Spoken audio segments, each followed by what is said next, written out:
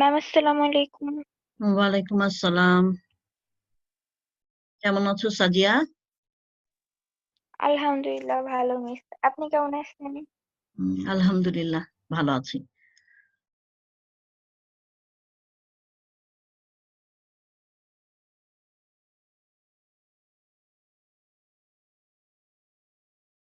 তোমরা একটু বইটা সামনে নাও, কেমন? বইটা সামনে নাও।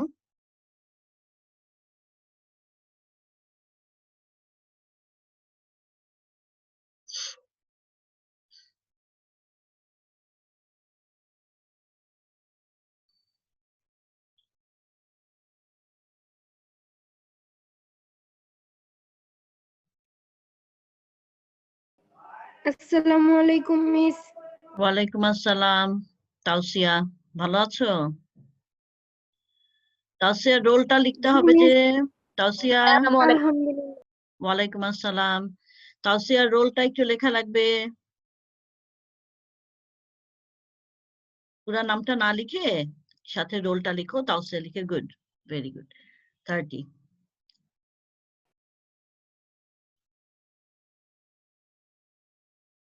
মিস আসসালামু আলাইকুম। ওয়ালাইকুম সালাম।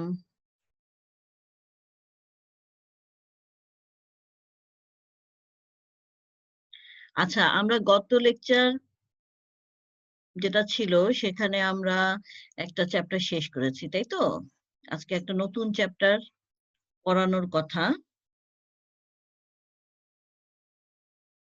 আমরা আসলে ওয়ালাইকুম আসসালাম, চতুর্থ অধ্যায় পড়ানোর একটা প্ল্যান ছিল কালকে পর্যন্ত, যে জীবনী শক্তি। তোমাদের জন্য একটু কঠিন, অনেক জায়গায় তোমরা বুঝতে পারো না। যাই হোক, চতুর্থ অধ্যায়ই আমরা পড়াবো, তবে আজকে না। আমার স্ক্রিন শেয়ারিং নিয়ে একটু সমস্যা আছে আজকে। সেই কারণে তোমাদের জন্য খুব ইম্পর্টেন্ট একটা চ্যাপ্টার, দশম অধ্যায়, সেটা সমন্বয়। সমন্বয়ের একটা বিশেষ টপিক আজকে আমরা আলোচনা করব। হ্যাঁ, মস্তিষ্ক। মস্তিষ্ক নিয়ে আজকে আলোচনা করব। উমমের সাথে গতদিন কথা হয়েছিল। আমরা কথা বলেছিলাম যে চতুর্থ অধ্যায় নিয়ে তোমাদের একটু সমস্যা আছে। আগামী লেকচার থেকে ইনশাল্লাহ আমরা চতুর্থ অধ্যায় আরম্ভ করব। যেগুলো সমস্যা আছে তোমাদের সেগুলোই সমাধান করার চেষ্টা করব, কেমন? তো আমরা একটু স্ক্রিন শেয়ার দিচ্ছি।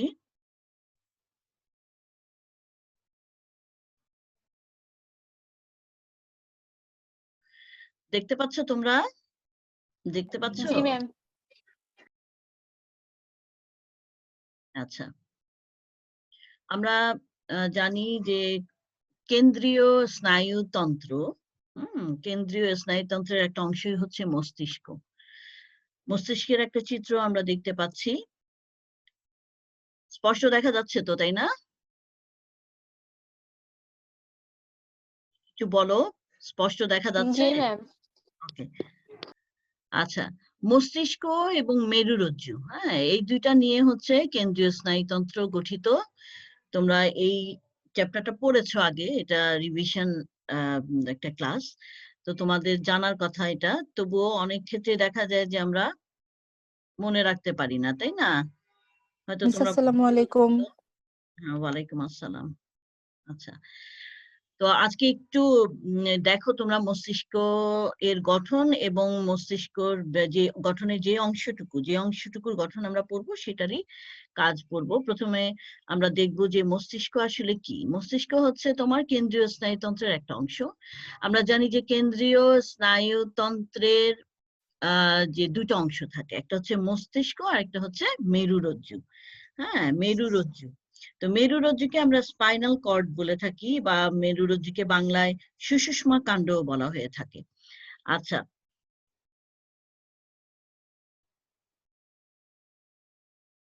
মস্তিষ্ক হলো সমস্ত স্নায়ুতন্ত্রের চালক। স্নায়ুতন্ত্রের যে হেড অফিস সেটাই হচ্ছে মস্তিষ্ক। আর মানুষের মস্তিষ্ক করটির মধ্যে সুরক্ষিত। আমরা ডান দিকে যে চিত্রটা দেখতে পাচ্ছি, এই যে এই জায়গাটা, আচ্ছা আমি একটু পয়েন্টার নিয়ে নেই, তোমাদের সুবিধা হবে। এই জায়গাটা দেখো, একদম বাইরে যে শক্ত আবরণীটা সেটা হচ্ছে তোমার করটি। ঠিক আছে, করটি। এই করটি বা স্কাল ইংরেজিতে বলে, এই করটির মাঝখানেই তোমার মস্তিষ্কটা অবস্থান করে। এই যে সাদা যে অংশটা থেকে আরম্ভ হয়েছে, এটা পুরাটা হচ্ছে এই পুরা অংশটাই ব্লু, এই স্কাই ব্লু কালার পর্যন্ত এই পুরা অংশটাই হচ্ছে তোমার মস্তিষ্ক। তো এটা করটির মধ্যে সুরক্ষিত, তোমরা জানো স্কাল বা করটির মধ্যে সুরক্ষিত, এবং মস্তিষ্ক মেনিনজাস নামক পর্দা দ্বারা আবৃত থাকে। এখানে মেনিনজাসকে দেখানো হয়েছে কালো কালো একটা রঙে চিহ্নিত। এই যে মেনিনজাস নামক পর্দা দ্বারা সম্পূর্ণ মস্তিষ্কটা দেখো আবৃত হয়ে আছে। তাহলে বাইরে আছে হচ্ছে স্কাল বা করটিকা, করটি, এবং তার ভিতরে আছে হচ্ছে একটা পর্দা, সরি এই যে হ্যাঁ হলুদ রঙের অংশটা হচ্ছে স্কাল, আর ভিতরে কালো রঙের অংশটা হচ্ছে মেনিনজাস নামক পর্দা। তাহলে মেনিনজাস পর্দা দ্বারা সম্পূর্ণ মস্তিষ্কটা, বা আমরা যেটাকে স্বাভাবিক বা সাধারণভাবে আমরা বলি মগজ, এই মগজ অংশটা আবৃত থাকে।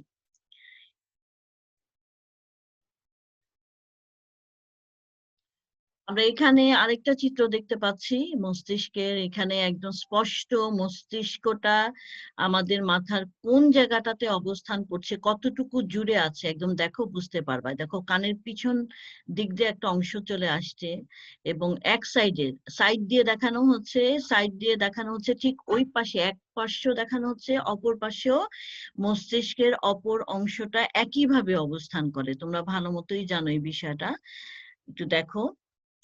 হ্যাঁ, মানব মস্তিষ্কের যে অবস্থান সেটাও বোঝা যাচ্ছে, এবং এখানে মানব মস্তিষ্কের যে অংশ সেগুলোকেও খুব ভালো মতোই এই চিত্রে দেখা যাচ্ছে। প্রধান অংশ হচ্ছে তিনটা, তোমরা জানো, গুরু মস্তিষ্ক, মধ্য মস্তিষ্ক এবং পশ্চাৎ বা লঘু মস্তিষ্ক।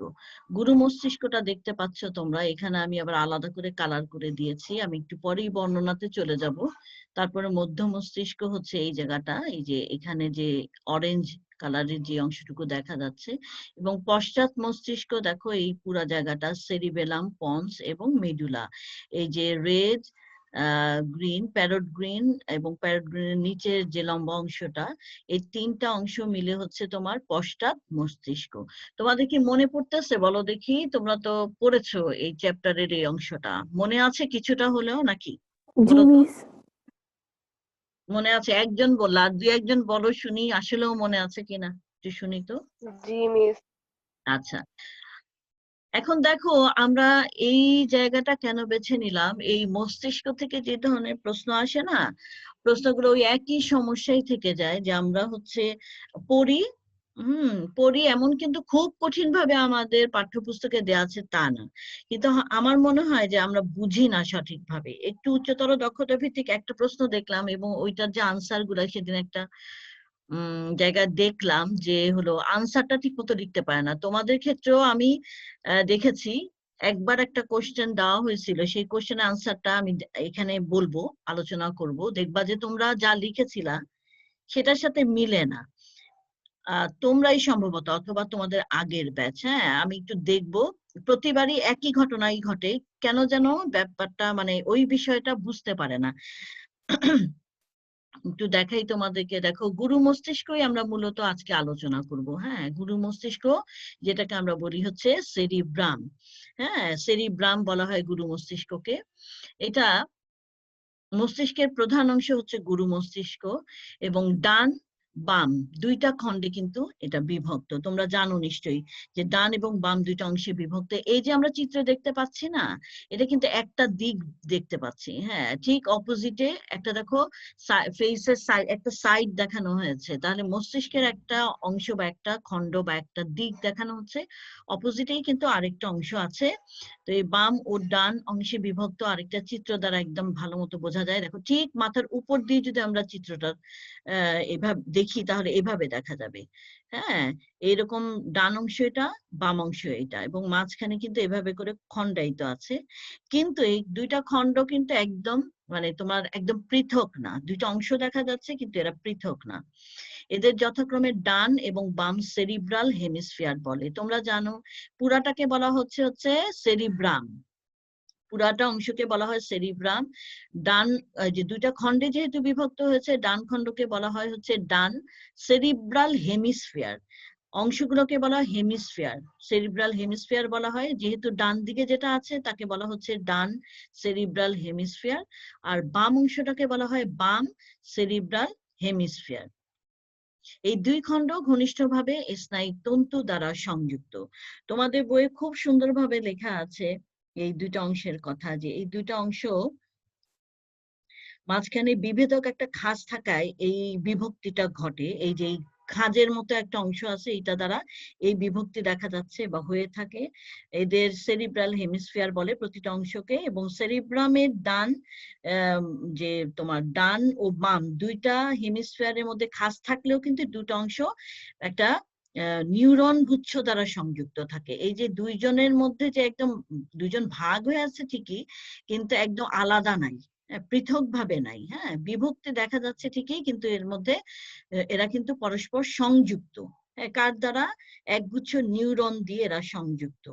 এবং এই নিউরন গুচ্ছের নাম হচ্ছে কর্পাস ক্যালোমাস। হ্যাঁ, এই যেখানে যেই নিউরন গুচ্ছ দ্বারা এরা সংযুক্ত থাকে তাকে বলা হয় কর্পাস ক্যালোমাস। কর্পাস ক্যালোমাস কিন্তু অবজেক্টিভে আসে, তারপরে হচ্ছে জ্ঞানমূলক কোশ্চেনও আসে, একটু মনে রাখার চেষ্টা করবো। আর বাম সেরিব্রাল হেমিস্ফিয়ার যেটা বাম দিকে থাকে সেটা আমাদের ডান শরীরের ডান অংশকে নিয়ন্ত্রণ করে। আর ডান সেরিব্রাল হেমিস্ফিয়ার যেটা অর্থাৎ গুরু মস্তিষ্কের যে ডান দিকটা সেটা আমাদের শরীরের বাম দিককে নিয়ন্ত্রণ করে।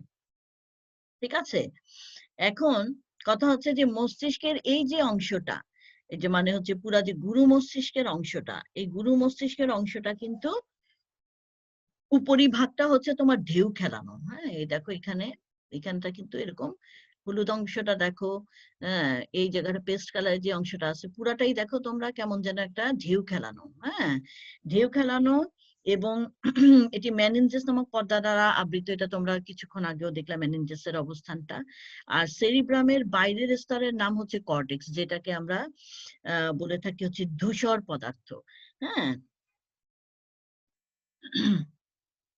দুইটা ছবি নিয়ে আসি, দেখো। আচ্ছা, এর অন্তঃস্তরে কেবল স্নায়ুতন্তু থাকে যার রং সাদা। আমরা এখন ভিতরের স্তরটা আগে একটু দেখি। হ্যাঁ, বাইরের স্তরটার নাম হচ্ছে তোমার ধূসর পদার্থ বা গ্রে ম্যাটার বা হচ্ছে কর্টেক্স। তার আগে বর্ণনায় আমি দিয়েছিলাম হচ্ছে অন্তঃস্তরেরটা। অন্তঃস্তরে কেবল স্নায়ুতন্তু থাকে। তোমরা জানো যে স্নায়ু কোষের দুইটা অংশ, একটা হচ্ছে কোষ দেহ, আরেকটা হচ্ছে প্রলম্বিত অংশ। হ্যাঁ, প্রলম্বিত অংশটাই কিন্তু ভিতরের দিকে থাকে এবং এটার রং হচ্ছে সাদা। তাই মস্তিষ্কের ভিতরের স্তরের নাম শ্বেত পদার্থ বা হোয়াইট ম্যাটার। হ্যাঁ, হোয়াইট ম্যাটার হচ্ছে ভিতরের দিকে থাকে, কেননা এখানে কেবল স্নায়ুতন্তুর মানে ভিতরের অংশটা থাকে, যেটাকে আমরা প্রলম্বিত অংশ বলি, তন্তু অংশটা থাকে। এই জন্য এটা রঙও হচ্ছে তোমার সাদা এবং এটাকে বলা হয় শ্বেত পদার্থ বা হোয়াইট ম্যাটার। হ্যাঁ, শ্বেত পদার্থের ভিতর দিয়ে স্নায়ুতন্তু এক স্থান থেকে অন্য স্থানে যেতে পারে। আর তোমার সেরিবেলামের এই যে গভীর যে স্তরটা, যেটাকে আমি এখন হোয়াইট ম্যাটার বললাম, এটা ওইসব নিউরনের এক্সন দিয়ে গঠিত। তোমাদের বইয়ে স্পষ্ট লেখা আছে, আমরা জানি যে প্রলম্বিত অংশের প্রধান অংশটা হচ্ছে এক্সন, তাই না? সেটা দিয়ে গঠিত, যা সাদা রঙের মায়োলিন আবরণে আবৃত থাকে। এবং এই যে ভিতরের যে প্রলম্বিত অংশগুলো, সেই অংশটা মায়োলিন স্পিথ বলা হয়ে থাকে, মায়োলিন আবরণে আবৃত থাকে। তাই সেরিব্রাল কর্টেক্সের গভীরে থাকে, মানে হচ্ছে কর্টেক্স হচ্ছে বাইরের অংশ আর সেরিব্রালের যে ভিতরের অংশটা থাকে সেটা হচ্ছে সাদা রঙের, এই জন্য এটাকে বলা হয় হোয়াইট ম্যাটার। তাহলে আমরা বুঝতে পারলাম যে মস্তিষ্কের যে প্রধান অংশ সেটা হচ্ছে গুরু মস্তিষ্ক, এবং গুরু মস্তিষ্ক দুইটা অংশে বিভক্ত। একটা হচ্ছে ডান আর একটা বাম, দুইটা অংশই কিন্তু তোমার যেই অংশকেই তুমি গঠন হিসাবে বর্ণনা করতে যাও বা ব্যাখ্যা করতে যাও না কেন, তোমার এখানে দুটারই উপরের দিকে থাকে হচ্ছে গ্রে ম্যাটার আর ভিতরের দিকে থাকবে হচ্ছে হোয়াইট ম্যাটার। তো হোয়াইট ম্যাটারকে যদি আমরা বর্ণনা করি তাহলে এভাবে বলা যায় যে হোয়াইট ম্যাটার আসলে ভিতরের দিকে থাকে এবং স্নায়ুতন্তুর যে এক্সন অংশ সেটাই এখানে থাকে এবং তার রং সাদা। এ কারণে এটাকে শ্বেত পদার্থ বা হোয়াইট ম্যাটার বলা হয়। অর্থাৎ গুরু মস্তিষ্কের ভিতরের দিকটাকে হোয়াইট ম্যাটার বলা হচ্ছে, আর শ্বেত পদার্থের ভিতর দিয়ে একটা বিশেষ এই দিয়ে স্নায়ুতন্তুগুলো মূলত মূলত স্নায়ুতন্তুগুলো এক জায়গা থেকে অন্য জায়গায় যায়, হ্যাঁ, এই হোয়াইট ম্যাটার দিয়ে। আবারও সেই চিত্রটাই আমরা দেখতে পাচ্ছি। এখন উপরিভাগকে আমরা আলোচনা করব, যে এই যে গুরু মস্তিষ্ক, এর উপরিভাগ ঢেউতলা এবং ধূসর বর্ণের। যেটা প্রথমেই আমি বলেছিলাম যে মস্তিষ্কের যে উপরের যে অংশটা থাকে সেটা এরকম ঢেউতলা, এবং যে এখানে দেখো একটু ধূসর দিয়ে আমি আকার চিহ্নিত করার চেষ্টা করেছি, যদিও আমার ছবিটার ব্যাকগ্রাউন্ডই হচ্ছে ধূসর, এই কারণে হয়তো বোঝা যাচ্ছে না ওইভাবে। তো ধূসর বর্ণের ঢেউতলা, হ্যাঁ, এবং ধূসর বর্ণের বলে এটাকে ধূসর পদার্থ বা গ্রে ম্যাটার বলা হয়ে থাকে। আচ্ছা, ধূসর পদার্থের কয়েকটি স্তরে বিশেষ আকারে স্নায়ুকোষ দেখা যায়। এই যে তোমার ধূসর পদার্থ তো উপরের দিকে থাকে, কর্টেক্স যেটা, সেটার মধ্যে কয়েকটা স্তর থাকে এবং বিশেষ আকারের কিছু স্নায়ুকোষ এর মধ্যে দেখা যায়। এই স্নায়ুকোষগুলো আবার গুরু মস্তিষ্কের বিভিন্ন অংশে গুচ্ছ বাঁধে। এই বিশেষ যে পদার্থগুলো একসাথে কুণ্ডলী আকারে থাকে, গুচ্ছ গুচ্ছ করে স্নায়ু কেন্দ্র সৃষ্টি করে, যেই কেন্দ্রগুলো আমাদের কিনা বিভিন্ন কাজ করে থাকে। হ্যাঁ, আমরা এখন একটা চিত্র দেখব। এই চিত্রটা তোমাদের বইয়ে নাই, আমি তোমাদের জাস্ট এই চিত্র যে এখানে যে স্নায়ু কেন্দ্র সৃষ্টি হয়েছে এবং কি কাজ করে এই জিনিসগুলো স্পষ্ট বোঝার জন্য এই ছবিটা দেখাচ্ছি। দেখো, এই যে এখানে অরেঞ্জ কালারের তুমি একটা বান্ডেল দেখতে পাচ্ছ, গুচ্ছ। হ্যাঁ, এগুলা কিন্তু স্নায়ু কোষ একত্রিত হয়ে একটা গুচ্ছ সৃষ্টি করেছে, যেটাকে আমরা বলছিলাম যে স্নায়ু কেন্দ্র। এটা দেখো স্পিচ, কথা বলতে সহায়তা করছে, এক এক জায়গাটা এক এক কাজ করে। হ্যাঁ, তারপরে মনে করে স্মেল, গন্ধ নেওয়ার জন্য এখানে একটা কেন্দ্র আছে। হ্যাঁ, আবার এখান থেকে হিয়ারিং এর জন্য একটা কেন্দ্র আছে।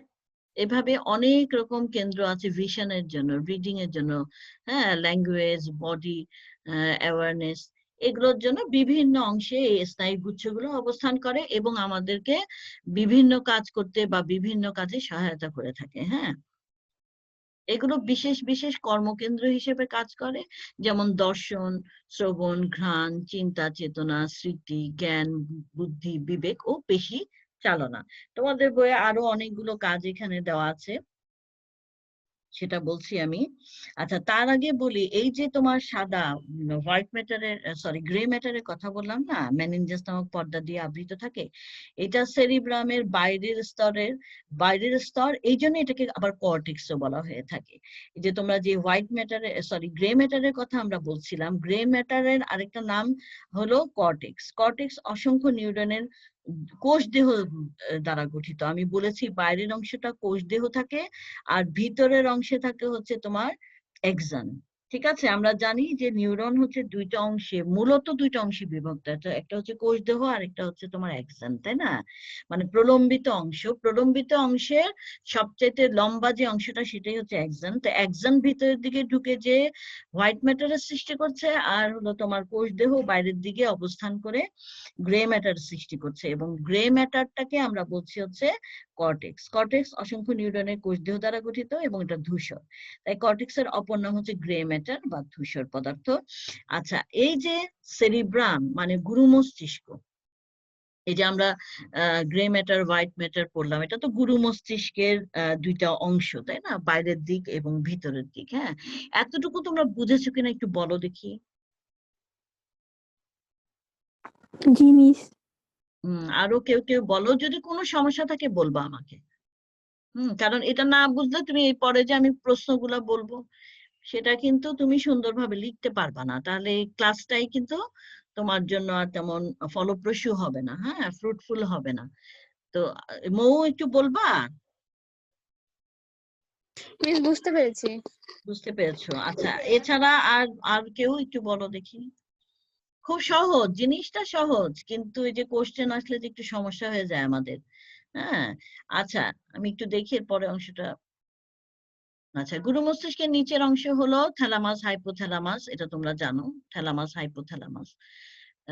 সেটা হলো তোমার এখানে দেখা যাচ্ছে, এটা হচ্ছে তোমার অগ্র মস্তিষ্কেরই অংশ, গুরু মস্তিষ্কের অংশ একটা, থ্যালামাস, হাইপোথ্যালামাস, এবং এগুলো ধূসর পদার্থের পুঞ্জ। হ্যাঁ, এগুলো কিন্তু তোমার ধূসর পদার্থের মধ্যেই থাকে মেয়েরা, এটা একটু মনে রাখতে হবে, তোমাদের বইয়ে কিন্তু এই কথাগুলো লেখা নাই। হ্যাঁ, তোমরা এটা ক্লাস 8-এ পড়েছো যে গুরু মস্তিষ্কের নিচে থ্যালামাস হাইপোথ্যালামাস যেটা থাকে, সেটা হচ্ছে তোমার সরি, যে কারণে এটার সাথে আসছে, সরি আমি আবার একটু বলি যে নিচের দিকে থাকে থ্যালামাস হাইপোথ্যালামাস, আর ধূসর পদার্থের পুঞ্জ যেহেতু, তাহলে গুরু মস্তিষ্কের যে ধূসর অংশ, হ্যাঁ, সেই অংশ থেকে এই অংশটা বের হয়, যে থ্যালামাস হাইপোথ্যালামাস, এটা হচ্ছে অগ্র মস্তিষ্কের অংশ। হ্যাঁ, অগ্র মস্তিষ্কের অংশ। তো এই অংশের কাজ হলে ক্রোধ, লজ্জা, গরম, শীত, নিদ্রা, তাপ সংরক্ষণ এবং চলন। ঠিক আছে? আচ্ছা, আর গুরু মস্তিষ্কের কাজগুলো একটু দেখি আবার আমরা। এখানে একটু পয়েন্ট আকারে লেখা আছে যে দর্শন, শ্রবণ, ঘ্রাণ, এগুলোকে অনুভব করা, চিন্তা, চেতনা, স্মৃতি, জ্ঞান, বুদ্ধি, বিবেক। হ্যাঁ, এই যে এই সেন্স গুলো আমাদের আসে হলো গুরু মস্তিষ্ক থেকে। এই যে চিন্তা ভাবনা করি আমরা, হ্যাঁ, অনেক স্মৃতিকে ধরে রাখতে পারি, অনেক আগের কথাও আমাদের মনে থাকে। এটা কিন্তু আমরা নিজেরা করি না, একা একাই হয়ে যায়। আমি এভাবে করতে পারবো না যেটা আমার তোমার মনে থাকবে। এই বিষয়টা হচ্ছে পড়াশোনার বিষয়, যে আমি মনে রাখার জন্য বারবার পড়ি, বিষয়টা বোঝার চেষ্টা করি। কিন্তু স্মৃতিতে শুধু তো আর পড়াশোনা থাকে না, ছোটবেলার অনেক স্মৃতি আছে যেগুলোকে আমরা জানি না আমাদের মনে থাকবে, কিন্তু থাকে। এই কাজটা করে হচ্ছে গুরু মস্তিষ্কের বিশেষ কেন্দ্র। হ্যাঁ, জ্ঞান, আমাদের যে জ্ঞান হয়ে যায়, আমরা কিছু বুঝি, আমাদের ভিতর যে একটা পরিবর্তন আসে না, আমরা কিছু শিখলাম আজকে, এটা আমাদের মধ্যে যখন স্থায়ী হয়ে যায় সেটা কিন্তু ব্রেনে থেকে যায়, এটা আমাদের জ্ঞান হিসেবে থাকে।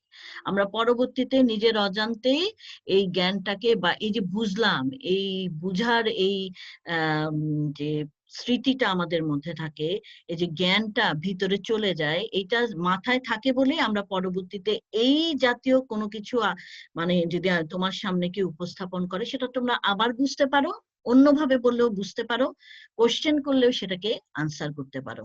কেন? এই জ্ঞানের কারণে। কারণ বুঝতে পারছো? এরপরে দেখো বুদ্ধি, এই যে বুদ্ধিবৃত্তি আমরা বলি না, এর বুদ্ধি অনেক বেশি, এর বুদ্ধি কম বলে থাকি আমরা, হ্যাঁ, এই ধরনের কথাবার্তা কিন্তু আমরা বলি।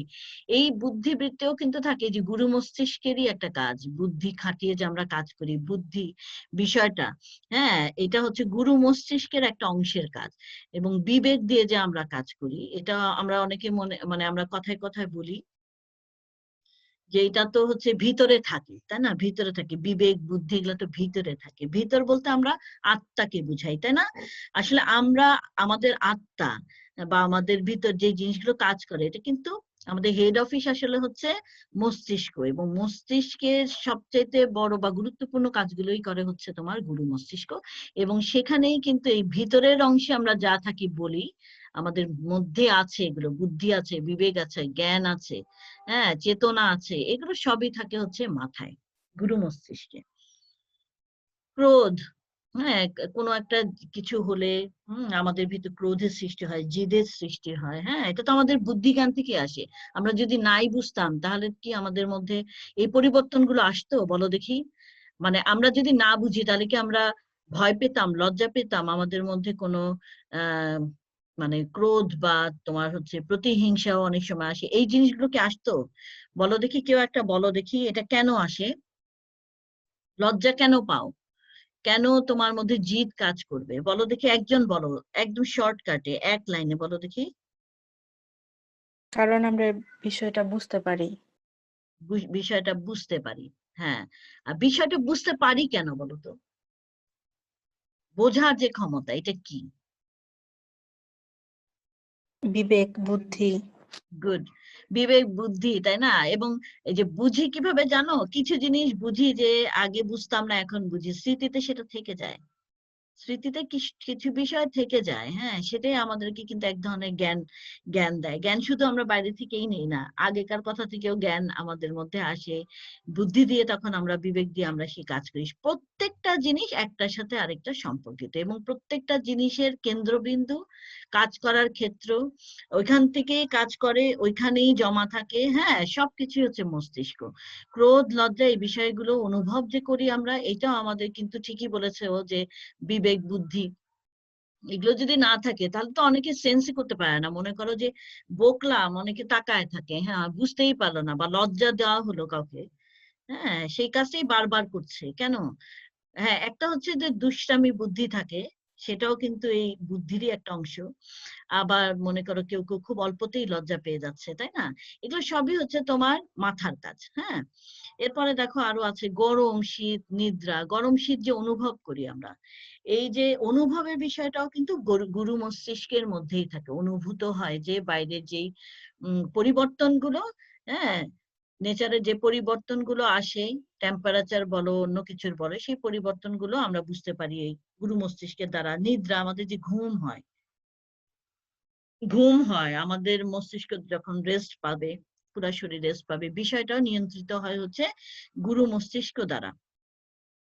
তাপ সংরক্ষণ, আমাদের শরীরে যে হিট থাকে সেটা যে সংরক্ষিত থাকে, বিষয়টাও তোমার গুরু মস্তিষ্ক করে থাকে। পেশি চালনা, আমাদের মাসেল গুলা যে মুভ করে, যদিও মাসেলের মুভমেন্ট হয় হচ্ছে তোমার ইয়ের দ্বারা, হাড়ের দ্বারা, হাড়ের সাথে লেগে থাকে বলেই, তারপরেও হাড় যে চলন হবে সেই চলনও কিন্তু তোমার মস্তিষ্ক দ্বারাই নিয়ন্ত্রিত, এবং সেটা হচ্ছে গুরু মস্তিষ্কের কাজ।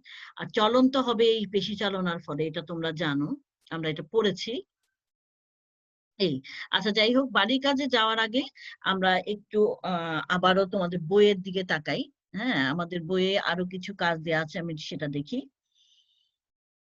এই যে সেরিব্রাম বা গুরু মস্তিষ্ক যেটা, সেটা প্রত্যেক অঙ্গ থেকে স্নায়ু তাড়না গ্রহণের এবং প্রত্যেক অঙ্গে স্নায়ু তাড়না প্রেরণের এটা হচ্ছে সর্বোচ্চ কেন্দ্র। অর্থাৎ আমরা গুরু মস্তিষ্কের মাধ্যমে স্নায়ু তাড়না গ্রহণ করে থাকি এবং কোন জায়গা থেকে স্নায়ু তাড়নাটাকে প্রেরণ করে থাকি। অন্যান্য অংশগুলো যদিও এর সাথে সম্পৃক্ত, মাথার বা মস্তিষ্কের অন্যান্য অংশগুলো এই স্নায়ু তাড়না প্রদান এবং আদানের কেন্দ্রবিন্দুর কিছু কাজ করে থাকে, তবে মূল কেন্দ্রবিন্দু হচ্ছে তোমার গুরু মস্তিষ্ক। আর দেহ সঞ্চালন, এই যে কিছুক্ষণ আগে বললাম, তথা প্রত্যেক কাজ এবং অনুভূতির কেন্দ্র হচ্ছে সেরিব্রাম। যেহেতু আমরা বললাম কিছুক্ষণ আগে যে পেশি চালনা চলন এগুলা যেহেতু এ করে থাকে, তার মানে আমাদের যে কাজ করা, এই প্রত্যেকটা কাজ করার ক্ষেত্রে এবং অনুভূতি, যে এই যে দেখো তাপ, এই যে গরম শীতের অনুভূতি, হ্যাঁ, এগুলোর কেন্দ্রবিন্দু হচ্ছে তোমার গুরু মস্তিষ্ক বা সেরিব্রাম। এটি আমাদের চিন্তা চেতনা, বলেছি কিছুক্ষণ আগে, জ্ঞান, স্মৃতি, ইচ্ছা, এখানে লেখা হয়নি, ইচ্ছা, বাকশক্তি, হ্যাঁ, এই যে আমরা যে কথা বলি, তারপরে হচ্ছে ইচ্ছা, আমাদের মধ্যে যে একটা ইচ্ছা জাগ্রত হয়, ইচ্ছার মধ্যে আছে হচ্ছে তোমার যে চিন্তা চেতনা, কিন্তু একটা ইচ্ছার অংশই, তাই না? চেতনা, চেতনা এটা আমাদের ইচ্ছার বাইরে না, অবশ্যই তোমার ইচ্ছাটা আরো বিষয়কে তোমার বোঝায়। সেটা হচ্ছে যে আমার এখন ইচ্ছা করছে যে আমি এখন পড়বো না, আমার ইচ্ছা করছে আমি এখন ক্লাসটা খুব মনোযোগ সহকারে করবো, এই যে ভিতরের একটা বিষয়, এটাও তোমার মস্তিষ্ক দ্বারাই নিয়ন্ত্রিত। বাকশক্তি, কথা বলাটা, হ্যাঁ, তুমি যে কথা বলছো এটার যাবতীয় কাজ, এই যে শক্তিটা আমরা পাই যেভাবে আমরা কথা বলি, প্রত্যেকটা জিনিসই এর দ্বারা নিয়ন্ত্রিত। এছাড়া ঐচ্ছিক পেশির কার্যকলাপ, আমাদের ঐচ্ছিক পেশি যে কাজ করে এগুলোকে নিয়ন্ত্রণ করে, এই কারণে চলনে সহায়তা করতে পারে।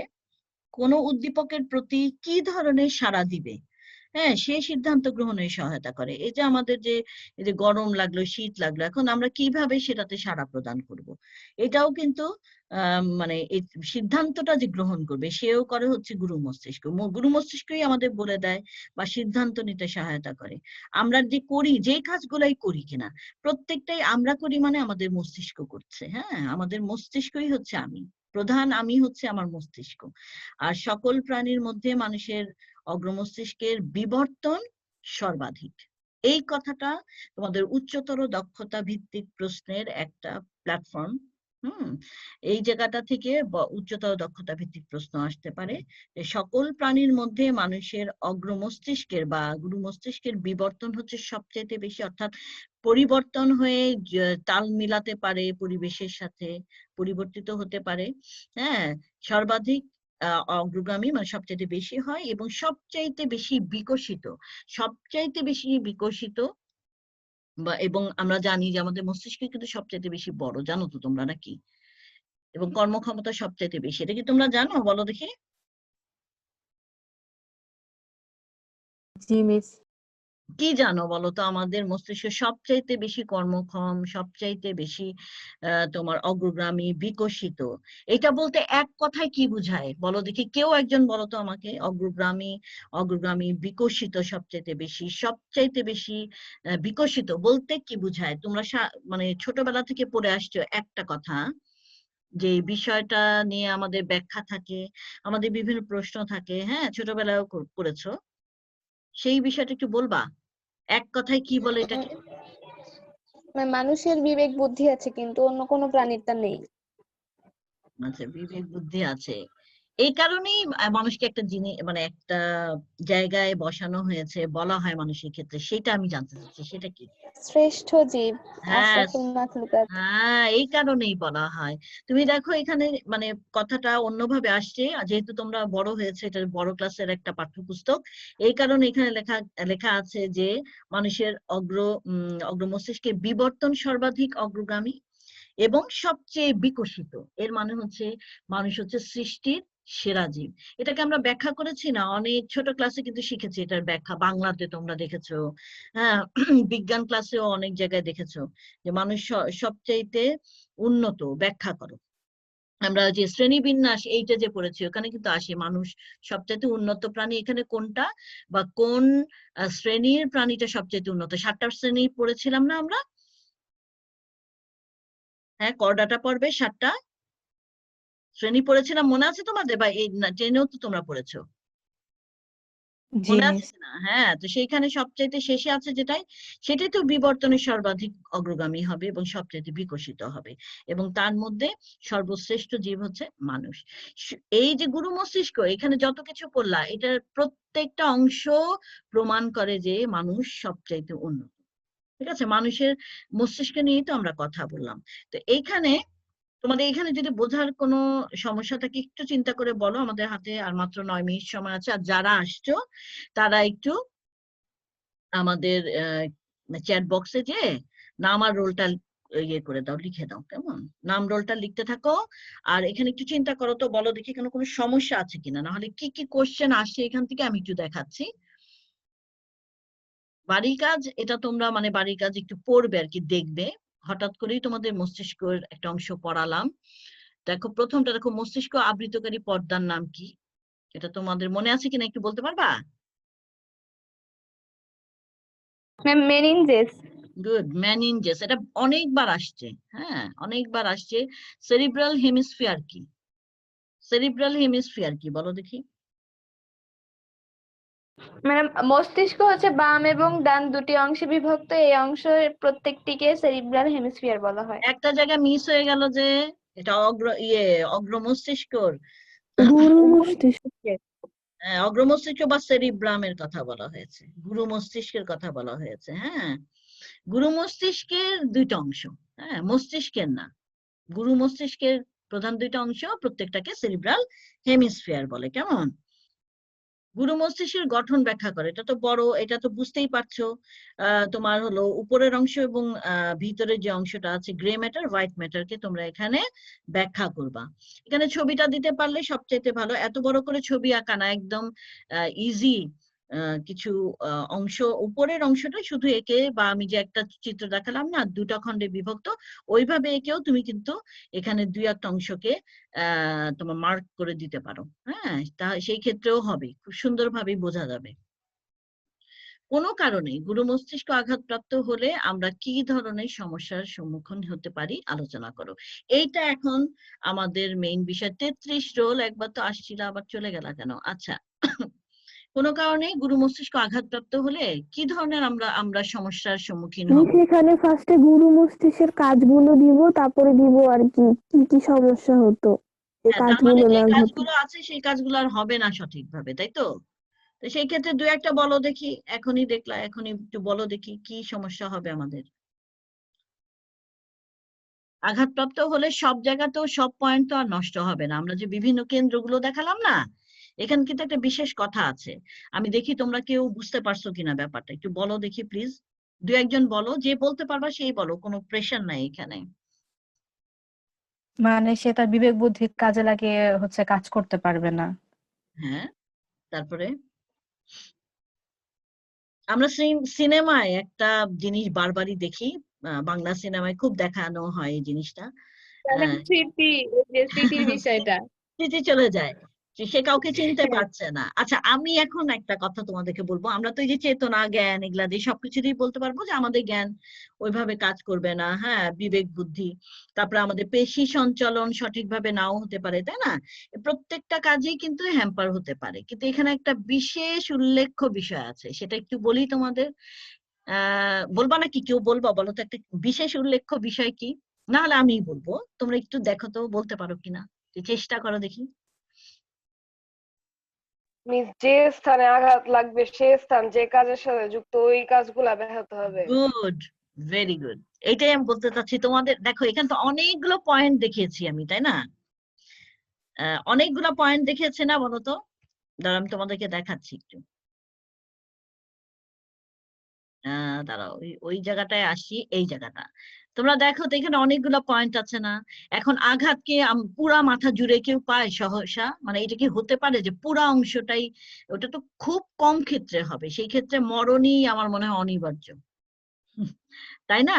তো এখানে দেখো আমি যেটা বুঝতে পারি, মানে সাধারণভাবেই চিন্তা করে দেখো যে আসলে মাথায় ব্যথা পেলে তো একটা বিশেষ নির্দিষ্ট স্থানেই ব্যথা পাওয়াটাই স্বাভাবিক। তো সেই ক্ষেত্রে কি হবে, মনে করো যে কথা বলার বাক শক্তির যে জায়গাটা আছে, এই দিক বরাবর যদি ব্যথা পাই, যদি আঘাতপ্রাপ্ত হয়, সেই ক্ষেত্রে এই যে আহ কথা বলা বা পড়ার যে দক্ষতা থাকে, সেই দক্ষতাতে সমস্যা হবে। এই জিনিসটা তোমরা উল্লেখ করবা যে এই প্রত্যেকটা কাজে হ্যাম্পার হতে পারে, সমস্যায় পড়তে পারে, কিন্তু যেই জায়গাটায় বিশেষ যে কেন্দ্রটার কাছাকাছি আঘাত পড়বে, সেই জায়গাটা যতটুকু ক্ষতিগ্রস্ত হলো, কথাটা তোমরা প্লিজ একটু লিখে নাও, যে যেই জায়গাটায় আঘাত পেলো, ওই জায়গাটায় কতটুকু আঘাত পেলো এবং ওই জায়গাটার কতটুকু জুড়ে, হ্যাঁ, কতটুকু জুড়ে এবং তার মানে আঘাতের পরিমাণটা কতটুকু, সেই দুইটা বিষয় কিন্তু খুব ইম্পর্টেন্ট। যদি এমন হয় ওই জায়গাটায় খুব বেশি আঘাত পেলে তাহলে ক্ষতির পরিমাণ বেশি হবে। সেক্ষেত্রে যদি আমি এইটাকেই উদাহরণ হিসেবে নেই, তাহলে বাকশক্তি একেবারে রোধও হয়ে যেতে পারে। আবার এমন হতে পারে সে তোতলায় তোতলায় কথা বলে, হ্যাঁ, বাকশক্তি স্বাভাবিক নাও থাকতে পারে, এই দক্ষতাটা তার একদম আগের মতো নাও থাকতে পারে। সেটা হচ্ছে অল্প যদি ব্যথা পায়। আর যদি বেশি ক্ষতিগ্রস্ত হয়, সেই ক্ষেত্রে এই শক্তিটা একেবারে রোধও হয়ে যেতে পারে, এই দক্ষতাটা একেবারে নষ্ট হয়ে যেতে পারে। তার মানে হচ্ছে যেই জায়গাটায় ব্যথা পাবে সেই জায়গাটাই ক্ষতিগ্রস্ত হবে, বা তার আশপাশের জায়গা, যদি ভিশন তার পাশে থাকে ভিশনে ক্ষতি আসতে পারে। বডি অ্যাওয়ারনেস, সচেতনতা, বডি বুঝতে পারে এমন জায়গাটায় তার কাছাকাছি আছে, যে ল্যাঙ্গুয়েজ যে পয়েন্টটা, এই পয়েন্টের কাছাকাছি যে জায়গাগুলো আছে সেই জায়গাগুলো ক্ষতিগ্রস্ত হবে, এবং ক্ষতির ধরন এবং পরিমাণ এই দুইটার উপর নির্ভর করবে যে কতখানি হবে। তবে এই জায়গাটা তো মেনশন করা নেই কোশ্চেনে, সুতরাং যে জায়গাটায় ব্যথা পাবে এভাবে লিখবা, সেই জায়গাটাই সেইভাবেই ক্ষতিগ্রস্ত হবে। এই কথাটা কেউ কোনো দিন এ যাবৎ কাল যত প্রশ্ন হয়েছে এবং আনসার স্ক্রিপ্ট আমরা চেক করেছি, পাই নাই, যদিও ক্লাসে অনেকবার বলা হয়েছে। তো আশা করবো আজকে একটু লিখে নিবা তোমরা এবং মনে রাখার চেষ্টা করবা, কেমন? তোমরা কি একটু লিখেছো নাকি, বলো দেখি। স্যার একবার বলবেন? হ্যাঁ, আমি বলছিলাম যে গুরু মস্তিষ্ক হোক আর যেই অংশটাই হোক, যেখানে এইভাবেই কোশ্চেন গুলো আসে, যেখানেই ব্যথা পাবে ওই জায়গাটা, নির্দিষ্ট যে জায়গাটায় ব্যথা পাবে সেই জায়গাটার আশপাশে যে পয়েন্ট গুলো আছে এবং সেই জায়গাটায় যে পয়েন্টটা আছে, যে কাজ করে সেই জায়গাটা, সেই কাজটা ক্ষতিগ্রস্ত হবে। এবং যদি তোমার আঘাতের পরিমাণ বেশি হয়, সেই ক্ষেত্রে এর দক্ষতা পুরোপুরি চলে যেতে পারে। আবার আঘাত কম হলে এর দক্ষতা অল্প ক্ষতিগ্রস্ত হতে পারে। ক্ষতিগ্রস্ত কতটুকু হবে, আঘাত যতটুকু হবে, বেশি হলে ক্ষতিগ্রস্ত বেশি হবে, কম আঘাত পেলে কম ক্ষতিগ্রস্ত হবে, তাই তো? এই বিষয়টা উল্লেখ করবা। আর আশপাশের জায়গায় যেই পয়েন্ট গুলো আছে, মনে করো ল্যাঙ্গুয়েজের পাশে বডি অ্যাওয়ারনেস, রিডিং, ভিশন, এগুলো আছে, এইগুলো সামান্য ক্ষতিগ্রস্ত হতে পারে বা হয়। তা আমাদের হাতে একদম সময় নাই, আশা করি তোমরা লিখেছো। আর কোনো আমি এই লাইনগুলো কি প্রথম দিকে দিব? না না, শেষে দিবা, শেষের দিকে দিবা। হ্যাঁ, আমাদের একেবারেই সময় শেষ। তো আমরা একটু স্ক্রিন শেয়ারটা অফ করে দিচ্ছি। তো তোমাদের আর কোনো কোশ্চেন থাকলে করো, এখনই শেষ হয়ে যাবে, আমাদের টাইম আসলে শেষ। হ্যাঁ, 1 মিনিটও নাই। কিছু বলার আছে, বলো দেখি। আর সামনে আমাদের একটা বন্ধ আছে, তোমাদেরকে বলছি যে আমাদের পরীক্ষা হবে বা অথবা যেভাবেই হোক তোমাদের একটা করা হবে, মানে মূল্যায়ন করা হবে। সুতরাং তোমরা প্রস্তুত হতে থাকো। যেগুলো চ্যাপ্টার একদম সহসাই পড়িয়েছি সেই চ্যাপ্টার গুলাই বেশি করে পড়বা। সেগুলো চ্যাপ্টারের সাথে অন্য চ্যাপ্টার জুড়ে দিয়ে পরীক্ষার ব্যাপ্তি দেখে আমরা সেইভাবেই সিলেবাসটা দিব। ঠিক আছে, তাহলে আজকের মতো এখানেই শেষ করছি। তোমরা সবাই ভালো থাকো, সুস্থ থাকো। আল্লাহ হাফেজ। মিস আসসালামু আলাইকুম। আসসালামু আলাইকুম।